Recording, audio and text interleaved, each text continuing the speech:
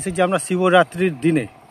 শিবরাত্রির দিনে আমি শিব নিয়ে কথা বলতে চাই, কিছু আমার বন্ধু বান্ধব এবং যারা আমাদের দর্শক আছে তারা কিন্তু জানতে চেয়েছে যে শিবরাত্রির আসল বিজ্ঞান ভিত্তিক কোনো কারণ আছে না নিছক এটা একটা গল্প কাহিনী। আমি তাদেরকে বলবো না, এটা কোনো নিছক গল্প কাহিনী না, একটা মন গড়া কোনো গল্প না, এর একটা বাস্তবতা আছে এবং এর একটা কিন্তু বিজ্ঞান ভিত্তিকও অনেক বড় ব্যাপার রয়েছে। সেই ব্যাপারটাই আজকে আমি সবার সামনে তুলে ধরব।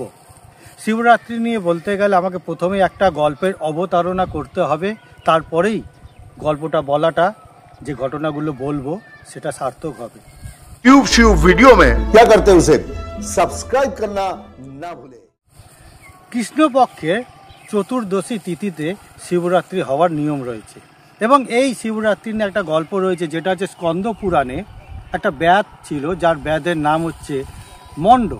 সেই ব্যাত অত্যন্ত ক্রূর এবং লোভী বলে তাকে অভিহিত করা হয়েছে এবং ব্যাত সারাদিন প্রায় শিকার করতে অভ্যস্ত এবং সেই দিন মানে চিরাচরিতভাবে প্রতিদিন যেরকম সে শিকার করে সেই দিনও সে শিকার করতেই বেরিয়েছে। দিনের বেলা এক প্রস্তুত সে শিকার করেছে, দিন হয়ে গেছে, খাবার দাবার একটু রেস্ট নিয়ে সে আবার গেছে সেই জঙ্গলে শিকার করতে। তো জঙ্গলে শিকার করতে গিয়ে যাবার তার উদ্দেশ্য ছিল একটা বড় শূকরকে সে ধরবে বা হত্যা করবে। তো সেই শূকরের উদ্দেশ্যে সে জঙ্গলে গেল, যেতে যেতে সে গভীর জঙ্গলের দিকে এগোতে লাগলো এবং এটা করতে করতে অনেকটা সন্ধ্যে থেকে রাত হয়ে গেল। শূকরতে কোথাও সে কিন্তু দেখতে পেল না এবং সে রাত হয়ে যাচ্ছে এবং জঙ্গলে নানা ধরনের বিপজ্জনক জন্তুর আক্রমণে যাতে তার প্রাণহানি না হয় সে এই জন্য একটা গাছকে বেছে নিল। সে তড়িঘড়ি করে একটা গাছে উঠে গেল। ঘটনাক্রমে সেই গাছটা হচ্ছে বেল গাছ।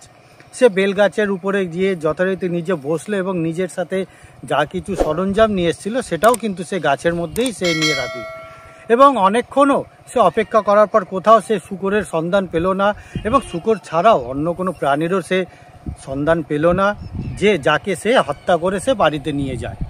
তো এই করতে করতে সে অনেকক্ষণ বসে রইল। সে একটা টাইম পাসের মতো সে গাছের পাতা ছিঁড়ে সেই বেল পাতা সে ছিঁড়ে নিচে মাটিতে ফেলতে লাগলো এবং মাটিতে ফেলার পরে অনেকক্ষণ পরে তার হাতে একটা কষ মতো বা ময়লা মতো সে লেগে গেল। সে তার সাথে আনা জল দিয়ে হাতটাও ধুলো এবং সেটা জল দিয়ে হাতটা ধুলো। এই হচ্ছে ঘটনা এবং তারপরে অনেক রাত হয়ে গেল। সে গাছ থেকে নেমে সে যাচ্ছে তখন মাছ ধরতে। এদিকে তার স্ত্রী তার জন্য খাবার দাবার তৈরি করে ঘরে বসে অপেক্ষা করছে। সন্ধে গড়িয়ে রাত হয়ে গেল, মধ্য রাত হয়ে গেল। স্ত্রী তখন খাবারটা রেখে সে তার নিজের স্বামীকে খুঁজতে বেরোলো জঙ্গলে এবং সে খুঁজতে খুঁজতে দেখতে পেল লাস্টে সে তার স্বামী একটা নদীতে জাল দিয়ে সে মাছ ধরছে। অর্থাৎ সে সময়টা প্রায় ভোর হয়ে গেছে। স্ত্রীও খায়নি, স্বামীও খায়নি। স্ত্রী তখন স্বামীকে বলল, কি হলো এতক্ষণ কেন, তুমি চলো বাড়িতে আমিও না খেয়ে বসেছিলাম তোমার জন্য, তোমারও তো খিদে পেয়েছে। তো স্বামী বলল ঠিক আছে চলো বাড়িতে। তো দুজনে মিলে বাড়িতে গেল। বাড়িতে গিয়ে দেখে যে খাবারটা স্ত্রী বানিয়েছিল সে খাবারটা একটা কুকুরে খেয়ে নিয়ে চলে গেল। তো স্ত্রী তো খুবই রেগে গেল, রেগে গিয়ে কুকুরটাকে মারতে উদ্যত হয়, কিন্তু স্বামীর মধ্যে একটা ভাবান্তর ঘটলো।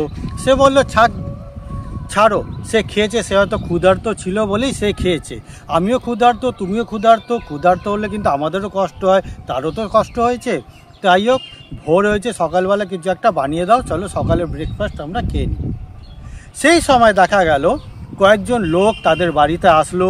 তাদের মাথায় জটা, গলায় রুদ্রাক্ষ, গায়ে ছাই মাখা বেশ কিছু লোক আসলো। সেই লোকগুলো তাদেরকে বলল যে আমরা শিব লোক থেকে এসেছি। কেন, কি কারণ? ব্যাত জিজ্ঞেস করলো কি ব্যাপার। তো বলছে তুমি গতকাল রাত্রিবেলায় যে গাছে বসেছিলে সেই গাছের মধ্যে, বেল গাছের মধ্যে তুমি শিবকে পাতা দিয়েছো, বেল পাতা দিয়েছো এবং তাকে জল নিবেদন করেছো। তোমার অজান্তেই তুমি একটা মহৎ কাজ করেছো, সেই জন্য শিব অত্যন্ত খুশি। এছাড়া তোমার স্ত্রী ভগবান শিবের জন্য খাবার বানিয়ে রেখেছিল, যেটা ভগবান শিব কুকুর রূপ ধারণ করে তিনি খেয়েও গেছেন। তো তিনি যার পর নাই খুশি হয়ে তোমাদেরকে দুজনকেই শিব লোকে ডেকে পাঠিয়েছেন এবং তোমাদের যথারীতি বর দেবেন, আশীর্বাদ করবেন। এই হচ্ছে একটা ঘটনা, এই হচ্ছে একটা গল্প। এই গল্পের মধ্যে একটা যেটা সার রয়েছে, সেই সারটা হচ্ছে যে আমরা জানতে বা অজান্তে নানা ধরনের ভালো কর্ম অথবা খারাপ কর্ম করে থাকি। আমরা জেনে করি বা অজান্তেই করি, কর্মের ফল কিন্তু একটা রয়েছেই। এই জন্যই দেখা যায় সংসারে যারা আমরা বলে থাকি যে এই খারাপ লোকটা এত খারাপ কাজ করেছে, তারপরেও কিন্তু তার এত উন্নতি, সমাজে এত মান সম্মান, এত অর্থ সম্পদ প্রতিপত্তি। আচ্ছা, আমরা এত ভালো কাজ করে থাকি, কিন্তু তার সত্ত্বেও কিন্তু আমরা দরিদ্রতার পাশে আবদ্ধ এবং নানা ধরনের সমস্যায় আমরা জর্জরিত কেন? এইটাখানেই হচ্ছে তার প্রশ্নের উত্তর, যে আমরা জেনে বা অজানে যেরকম ভালো কর্ম এবং খারাপ কর্ম করি, তার ফলে কিন্তু আমাদের পরবর্তী জীবনে আমাদের দেখা দেয়। এবার আমি শিবরাত্রির উপলক্ষে যে আসল ঘটনাটা রয়েছে, যেখানে বিজ্ঞানটা রয়েছে, সেই বিজ্ঞান নিয়ে আমি কথা বলবো। শিবরাত্রি অ্যাকচুয়ালি তো প্রথমে হয় যে অমাবস্যার দিন এমনিতেই যে ফল মূল এবং মানে ফলের শরবত, ডাবের জল ইত্যাদি এগুলোই খাওয়ার নিয়ম আছে। কোনো ধরনের গরম জাতীয় খাবার খাওয়ার নিষেধ রয়েছে। যে কোনো অমাবস্যায় এটা হয় এবং শিবরাত্রিতেও বটেই।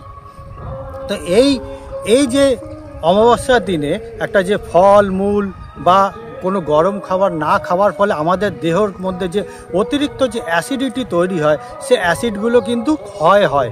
সেই দিনে যে আমরা সারাক্ষণ ফল মূল, ডাবের জল, লেবুর শরবত ইত্যাদি নানা ধরনের আমরা দুধ ইত্যাদি এগুলো যেগুলো খাচ্ছি, এর মাধ্যমে কিন্তু আমাদের শরীরে কিন্তু একটা পিউরিফাই বা শরীরকে শোধন করা হচ্ছে।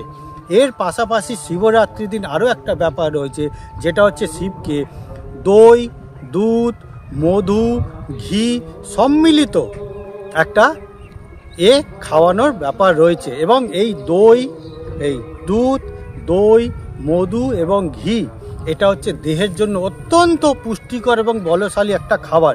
যদি এটা তৈরি করার একটা বিধি রয়েছে, সেই বিধিটা হচ্ছে দই যতটুকু নেব, ঘি তার থেকে কম, দুধ যতটুকু আমরা নেব, দইটা তার থেকে কম পরিমাণে নেব, তারপরে ঘিটা দইয়ের থেকেও আমরা আরও একটু কম পরিমাণে নেব, এবং শেষে মধু যেটা রয়েছে, মধুটাও কিন্তু আমরা আরও কম পরিমাণে নেব।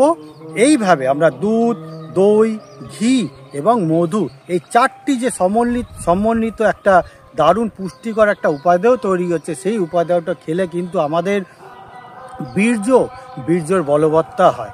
এবং এই বীর্যের বলবত্তার দরুন যে একটা সুন্দর, সুস্থ, বলিষ্ঠ সন্তানকে জন্ম দেওয়ার একটা দারুণ একটা প্রক্রিয়া, একটা বিজ্ঞান ভিত্তিক, যে আমাদের দেখা গিয়েছে শুধু শিবরাত্রিতে না, প্রত্যেকটা পুজো অনুষ্ঠানে এই পঞ্চামৃত নামক এই বস্তুটি আমাদের সেবন করানো হয়। এর একমাত্র কারণ হচ্ছে যে এই পঞ্চামৃতটা খেলে যে আমাদের বীর্য, বল, শুক্রাণু সব কিছু কিন্তু বলবৃদ্ধি হয়, পুষ্টি হয়, তাদের যে ফার্টিলিটির যে রেট, তারা কিন্তু অত্যন্ত বলশালী হয়। এরপর এই জিনিসটাই কিন্তু আমরা কিন্তু চাষের কাজে লাগাতে পারি। যে চাষ মানে যে কোনো হরমোনাল যে ডিসব্যালেন্স হয় আমাদের দেহের মধ্যে, যে হরমোনাল ডিসব্যালেন্স হয়, ঠিক এই পঞ্চামৃত দিয়ে কিন্তু খেয়েই এই হরমোনাল ডিসব্যালেন্সগুলোকে ঠিক করা যায়, যেটা নারী পুরুষ নির্বিশেষে আমাদের যে একটা গর্ভ সংস্কার বলে একটা ব্যাপার রয়েছে, সেই গর্ভ সংস্কারে কিন্তু এই পঞ্চামৃত খাবার একটা বিশেষভাবে বিধি দেওয়া হয়েছে, যেটা নারী পুরুষ নিজেদেরকে শোধন এবং সংস্কার করছে, যার ফলে তারা একটা উত্তম সন্তানের দিকে, জন্ম দেওয়ার দিকে তারা প্রস্তুতি নিচ্ছে। তারা নিজের দেহের যে মধ্যে যে ভূমি রয়েছে, সে ভূমিকে তারা প্রস্তুত করছে। ঠিক এইভাবেই এই পঞ্চামৃতকে চাষের কাজে লাগালে গাছের মধ্যে মানে যে ধরনের যেসব হরমোনাল ডিসব্যালেন্সগুলো থাকে, সেই ডিসব্যালেন্সগুলো কিন্তু ঠিকঠাক করে দেওয়া যায়। এবং সেই প্রক্রিয়ায় দেখা গিয়েছে যেসব গাছে ফুল দেয় না বা ফল ভালো করে হয় না বা গাছের বাড় বৃদ্ধি ঠিকঠাকভাবে হচ্ছে না, সেই গাছের মধ্যে যদি দুধ এবং এই পঞ্চামৃত দিয়ে যদি সে গাছের গোড়া এবং গাছের মধ্যে যদি স্প্রে করা যায়, তাহলে দেখা গিয়েছে যে গাছের মধ্যে ফুল ফল এবং ভরে ভরে হচ্ছে, গাছের মধ্যে কীট পতঙ্গ বা মারি পোকার আক্রমণও ঘটছে না এবং গাছ অত্যন্ত তার ফলনও বৃদ্ধি হচ্ছে।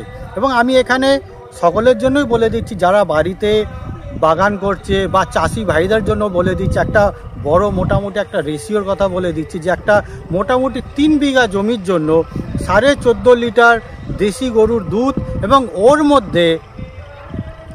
মধ্যে মধু 50 ml 450 গ্রাম দুধ 450 গ্রাম দুধ এবং 50 গ্রাম মধু, সেটা 14.5 লিটার জলের মধ্যে ভালো করে মিশিয়ে দিয়ে গাছের মধ্যে স্প্রে এবং গাছের গোড়ায় ছিটিয়ে দিতে হবে।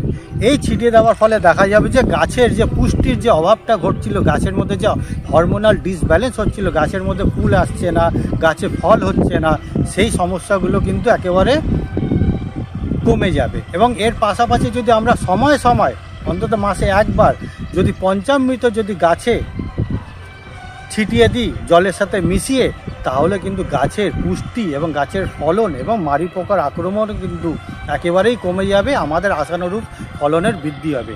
তো শিবরাত্রিতে আরও বেশি কথা না বাড়ি, অনেক কিছু কথা বলা যায়, কিন্তু আমরা দৈনন্দিন জীবনে শিবরাত্রিকে কীভাবে নিজেদের জীবনে আমরা অ্যাপ্লিকেশন করে নিজেদের সুস্থ করতে পারি এবং চাষের কাজেও আমরা এই পদ্ধতিটাকে আমরা ব্যবহার করে আমরা একটা ভালো ধরনের ফলন নিতে পারি, সেই ব্যাপারে আমি আজকে বললাম।